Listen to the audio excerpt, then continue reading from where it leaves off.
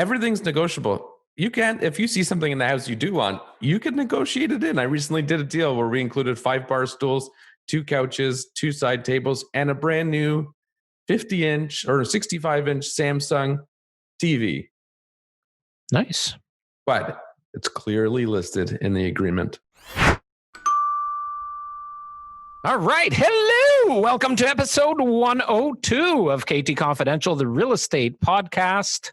We are your hosts. I am Ariel Cormendi, and he is Adrian Trott. Good morning. Welcome. Good morning. Good morning. Great start Busy morning. to the week. Busy morning. I'm glad we could squeeze in this podcast among all the other things we've got on the go. I know you've got something on the go right Lots now. Lots on the go. Listings. So let's start off by saying thank you if you are listening or watching. And please, if you haven't done so yet, make sure you subscribe to either our YouTube channel or wherever you're listening to the podcast. And we've been getting a lot of comments and questions on lots of topics.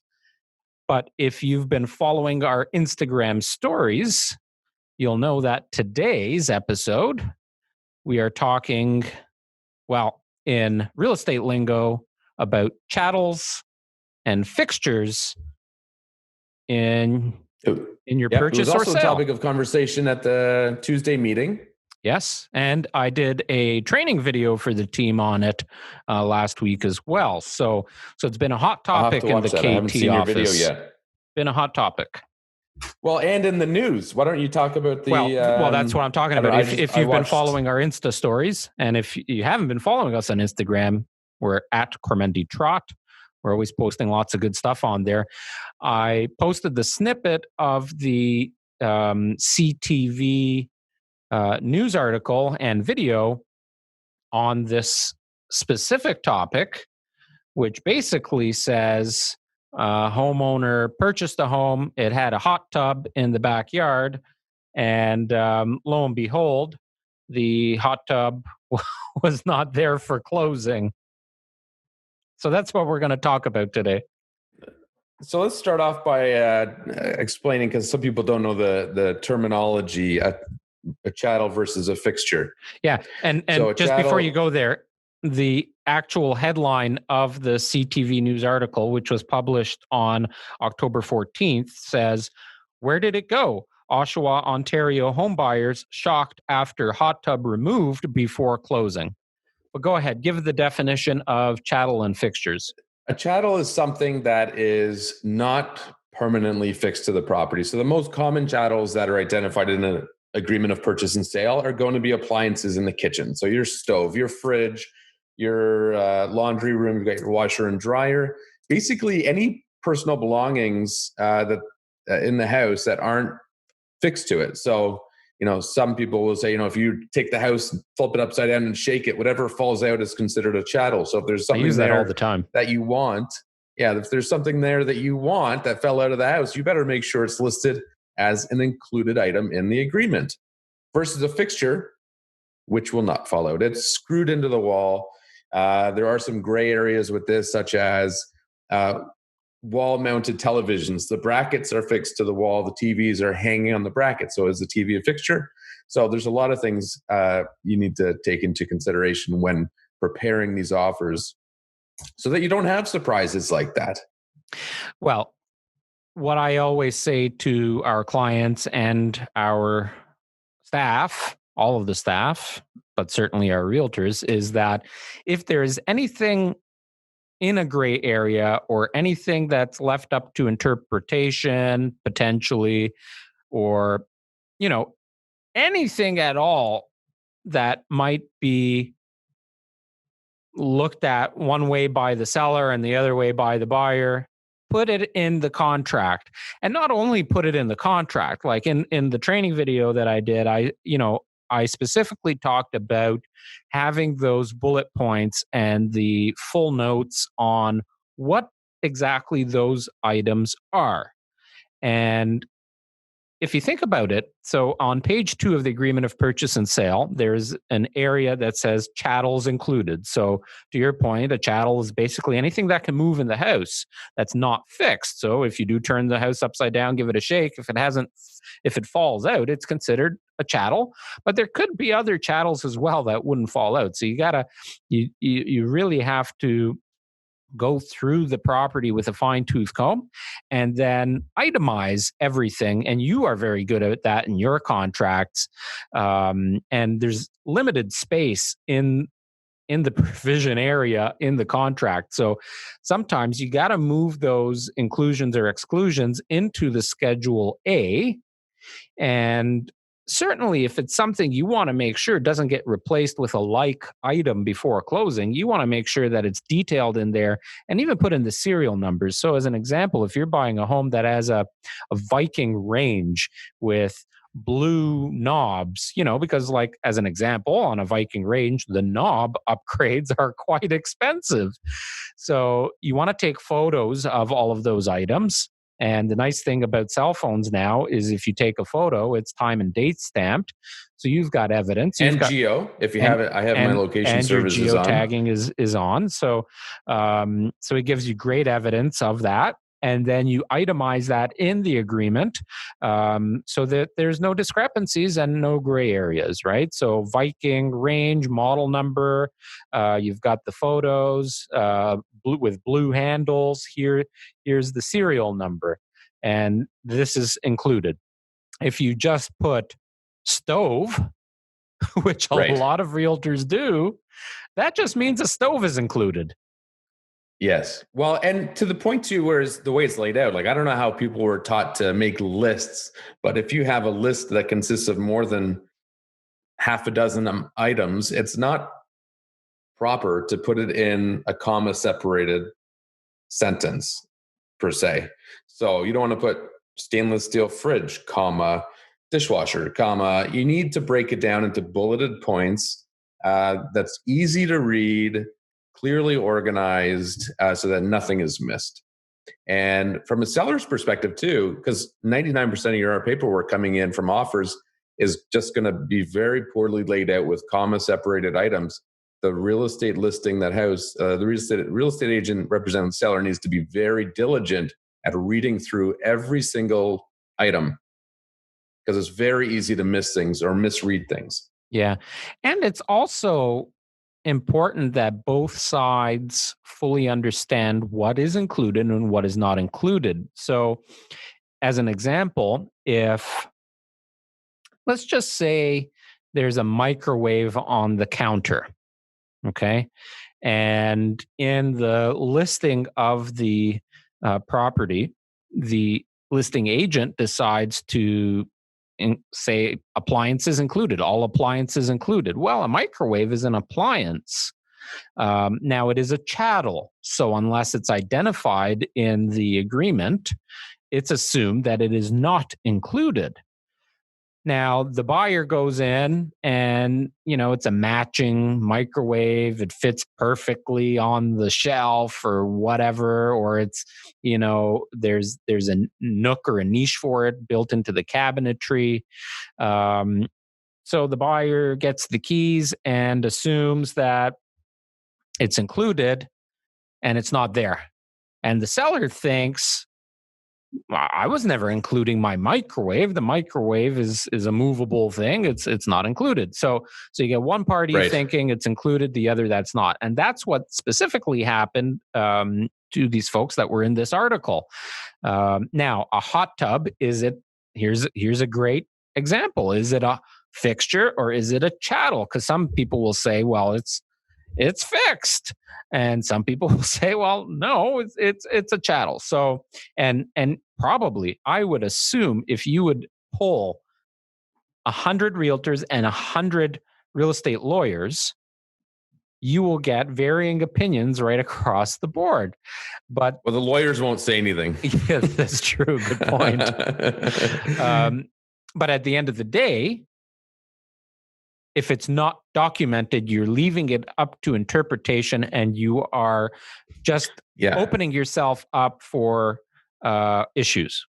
Well, here's with that particular story, news article, where they, I don't want to say messed up, but the from what it sounds like, the determining factor in RICO, the Real Estate Council of Ontario, because they ended up getting involved because the buyers filed a complaint.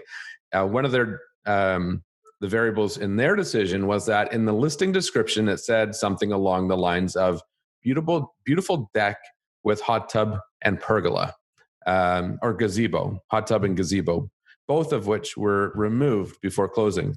Now, I'm assuming that those items were not listed in the agreement of purchase and sale as included or excluded, but it fell back on the fact that it was listed as a selling feature in the actual advertisements.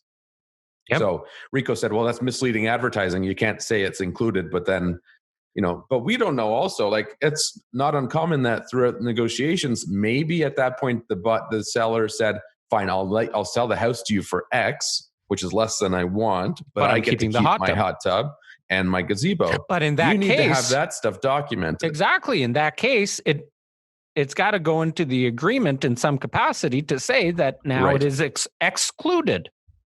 Correct. Or even the case that the hot tub was included and the gazebo was included, if it was originally in the chattels as an inclusion and it got crossed out and initialed, then you have a case to say, well, in negotiations, it was removed. It's clear as day. Right. Yes. Right. But in this case, it wasn't in the agreement.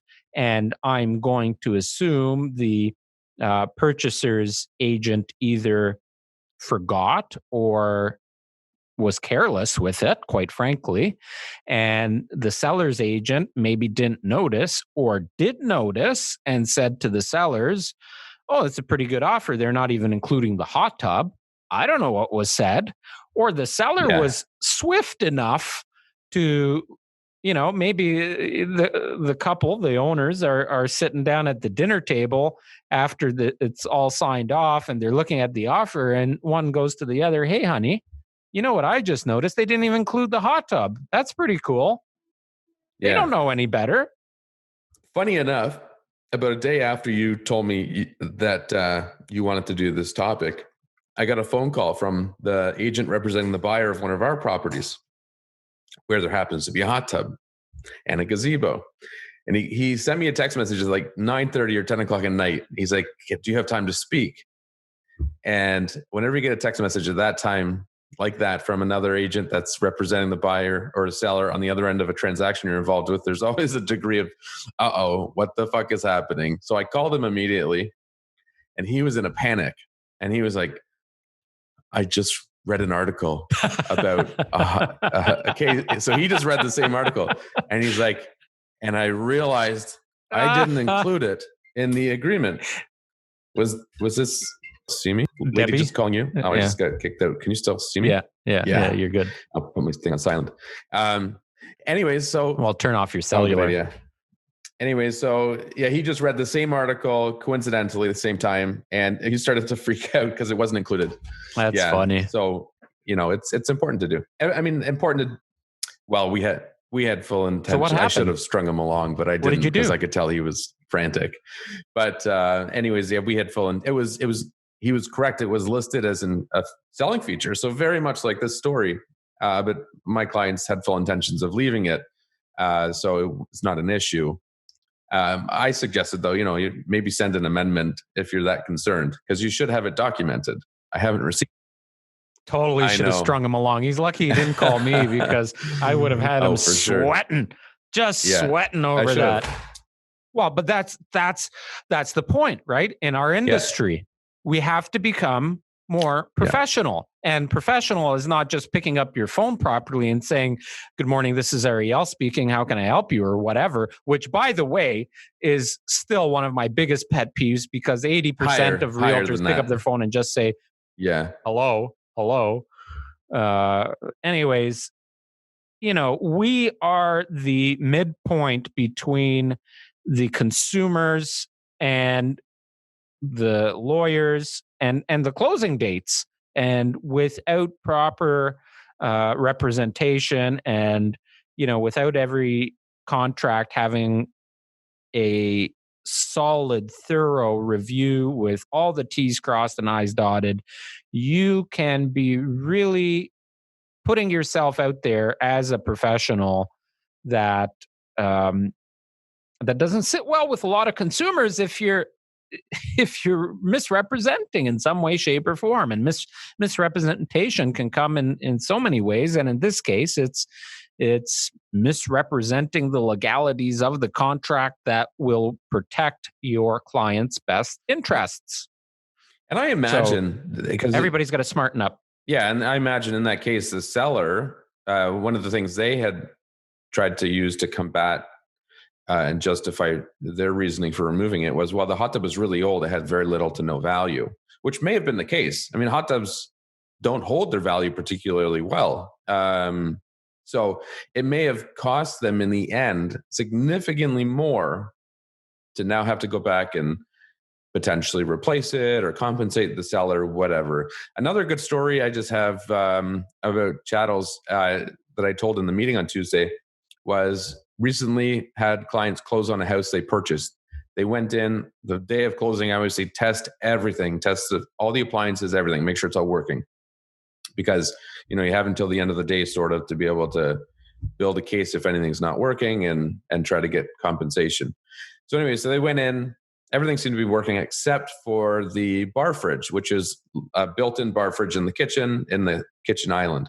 And it wasn't even plugged in. So they plugged it in, called me. Adrian, doesn't seem to be getting cold. I said, well, give it a couple hours. So they did. Still not getting cold. So we sent an email to the selling agent or listing agent and told them bar fridge isn't working. He went to the client, his client, the previous owner, and they said, oh, well, it wasn't listed in the listed as an inclusion in the listing. And he said, it's not working.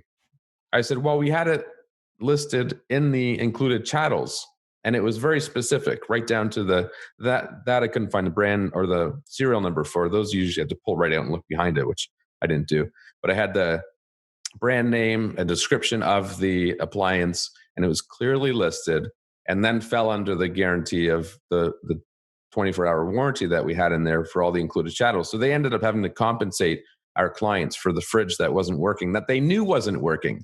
But had they have read the agreement, he might have actually seen that and said, oh, you can have it, but it doesn't work. Yep. So there wasn't a thorough review of that document upon signing. But that brings up another point. In the standardized agreement of purchase and sale, there is no provision that provides any sort of warranty or guarantees on the chattels and even the fixtures that are included. So there's actually a clause, a separate clause that needs to be added, and typically it's in one of the schedules where it specifically states this warranty represents that the chattels and fixtures are going to be in good working order and are free from any liens and encumbrances at closing. Now, it does say at closing. So even technically, once the lawyer calls you and says, we are closed, you got no warranty. That's it. You own the home and it's now as is, which makes a visit prior to closing very important. But there is also another clause that could be used, which sounds like that's the one that you used, which provides a 24-hour window after closing to ensure that the chattels fixtures are working and are in good condition as you saw them when you purchased the home. So now, some sellers won't accept that. They'll say, okay, when you close, you own it. I have nothing to do with the home afterwards. But if a seller doesn't accept a 24-hour warranty after closing, that also raises an eyebrow that, oh, why wouldn't they? Like, is the fridge on the fritz or what's going on, right? So that should be a song, The Fridge on the Fritz. Anyways, so, lots to know there about contracts and chattels and fixtures. And obviously, a lot of realtors and a lot of consumers aren't fully aware of what needs to be in the contract and how it needs to be identified. But that article, obviously, since it happened the next day to you, and this agent calling you.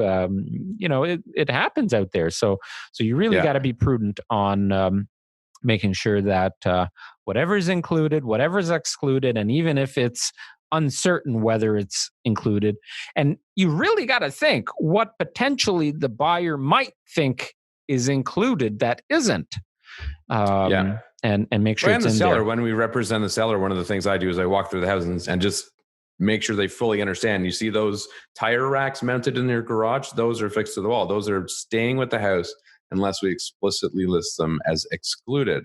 Those floating shelves in your son's room with all the books sitting on them, those are fixtures. They cannot be removed unless we clearly identify them as being excluded. And those a lot are of people don't understand that. Those are two very good examples because we see those all the time. Yeah, absolutely. Anyway, so that's today's episode 102 of KT Confidential, the real estate podcast. Thanks for listening. We're hoping. What did we learn? What did we learn? To sum it up, just be very detailed. What did you learn today at school, gentlemen? Yeah, be very very prudent and very cautious when reviewing offers. And if you are the realtor that's writing up the offer, please, for the love of God, take a few extra minutes and have it nicely detailed, have it nicely laid out. Make sure go through all the photos you took while you were in the house. Go through the listing photos. Go through the listing. Talk to the listing agent. Make sure that there are no discrepancies. It can come back and bite everybody in the ass. Just as a bonus, everything's negotiable. You can, if you see something in the house you do want, you can negotiate it in. I recently did a deal where we included 5 bar stools, 2 couches, 2 side tables, and a brand new 50-inch or 65-inch Samsung TV. Nice. But it's clearly listed in the agreement. Quick funny story. When I sold my condo in West Palm Beach, we sold it as is, like literally move it. You want to talk about move and ready? All of the furniture, all of the linens, all of the cutlery, the blender, the toaster, like everything included. And the bed sheets? I don't think I'd want your bed sheets. Everything was included. Actually, I brought my pillows and I brought a couple of things back that we didn't include. But anyways, the sofa was kind of like one of those pleather sofas, really nice, electric recline, super, super comfortable. Is there such a thing as hang on? Is there such a thing as a really nice pleather sofa? I'm calling it pleather. I don't know what you call it, like some kind of vinyl imitation leather. Really nice vinyl couch. I'm telling you. I believe you. You were never at my place there, were you? No. So, I mean, super, super comfortable, electric recline. It had storage and cup holders. Really, really nice, like Netflix and chill kind of couch, right? And I don't know, was that appropriate in the next Netflix and chill kind of couch? I definitely wouldn't want that couch anymore. Anyways, so at closing, because the closing is actually done in the property with the lawyer. Okay. And yeah, I doubt it is today. Actually, I Florida don't know. Probably is. Yeah, maybe. You see their numbers. Anyway, so at closing, the lawyer held back, I can't remember, like a few $100. And I'm like, what's this for? And my agent representing me says, oh, the couch had some, not tear, but like weathering, right? Like those couches, right. If you don't lotion them, like condition them in that weather, they crack, especially over time. Right. And anyways, so it had a weathered crack. And she sent me a picture. And I'm like, First of all, it's a used couch that we are including basically for free because of the price of the way we sold it. Number two, show me the photo of the couch on the day of the offer that identifies that that wasn't pre-existing. Right. There was no such evidence. Of course. And the agent representing me is saying, "Oh, well, it wasn't there before, and they had to hold back that money because the buyer didn't want to pay that amount now because of that damage on the couch." Are you serious? You're supposed to be representing me, and you didn't think to say, "Oh, well, where's the photo saying that it wasn't pre-existing?" Right. Because I don't even know if it was pre-existing or not, and I really didn't care. But anyways, so it wasn't documented. I had to go through several emails with the lawyer. I got the money back, and everything was fine. But anyway, that was a quick story for you. Thanks, folks, for listening to episode 102 of KT Confidential, the real estate podcast. We love you. Have a great week, and thanks for listening.